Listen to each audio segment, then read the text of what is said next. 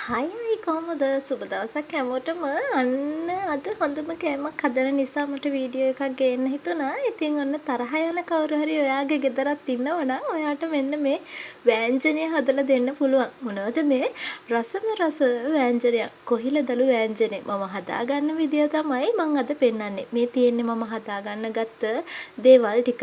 අඹ, තක්කාලි, අමු මිරිස්, ලූණු, ඒ වගේම පොල් කිරි අවශ්‍ය ප්‍රමාණයට 3-5. ඉතින් ඔන්න ඇතිලියක් ලිපේ තියාගෙන අවශ්‍ය ප්‍රමාණයට මම එකතු කරගත්තා තෙල්. තෙල් එක රත් වෙන ගමන් එකතු කරගන්නේ අබ.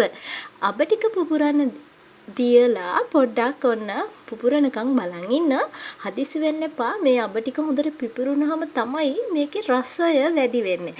ඉතින් ඔන්න මම ඊට පස්සේ එකතු කරගන්නවා තක්කාලි, අඹ, අමු මිරිස්, කරපිංච, ලූණු. මෙන්න මේ ටික හොඳට තෙලේ ටෙම්පරාදු කරගන්න. ඊට පස්සේ මෙන්න මේ විදිහට කොහිලදළු එකතු කරගෙන හොඳට කවලම් කරගන්න. මතක තියාගන්න වතුර පොඩ්ඩක්වත් එකතු කරගන්න එපා. ඔයාලට මේ පේන්නේ මං අද හදාගත්ත කෑම වේල. ඉතින් හොඳට පරිප්පු හිඳෙන්න හදලා බලන්න කළු පාටට රසට හදලා තියෙන්නේ චිකන් කරි එකක්. කටට සැරට තමයි මම මේක හැදුවේ. ඉතින් මම මේ පොල් කිරි එක කලින් තියාගත්තේ හේතුවක් උඩ. මම ඒ හේතුව පොල් කිරි දානකොට කියන්නම් පෙන්නන්න. මෙන්න බලන්නකෝ. අපි මේකට වතුර එකතු කරේ නැති වුණාට බලන්න වතුර පොඩ්ඩක් එකතු වෙලා තියෙනවා. ඉතින් මෙන්න මේ වතුර ටික හිඳුනට පස්සේ තමයි අනිවාර්යෙන් ඔයා තියාගත්ත පොල් කිරි එක දාගන්න ඕනේ. හරිම රසයි ඒ වගේම ගුණයි.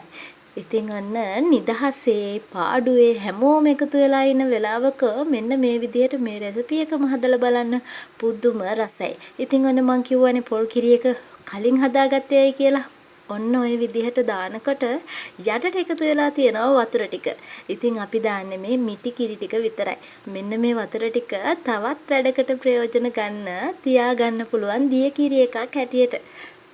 ඉතින් මම මේකට මේ ටික දැම්මේ නැත්තේ රසය අඩු වෙන නිසා හොඳම මිටි කිරි ටික විතරක් දාලා ගන්න. හරිම රසට තියෙනවා මෙන්න මේ කොහිල වෑංජනය. ඉතින් හොඳට කන්න පුළුවන් සුදු කැකුළු හාල් බත් එක්ක පුදුම රසයි මේ මෙනු එක. ඔයා අදම හදලා බලන්න. මාත් එක්ක දිගටම එකතු වෙලා ඉන්න. මාව subscribe කරපු නැති යාළුවෙක් නම් මාව subscribe කරන්න කියලා ආදරයෙන් ඉල්ලීමක් කරනවා. ඉතින් ඔන්න ගිහින් එන්නම්. හැමෝටම සුබ දවසක්. අලුත් වීඩියෝ එකකින් ආයෙ හම්බ වෙමු.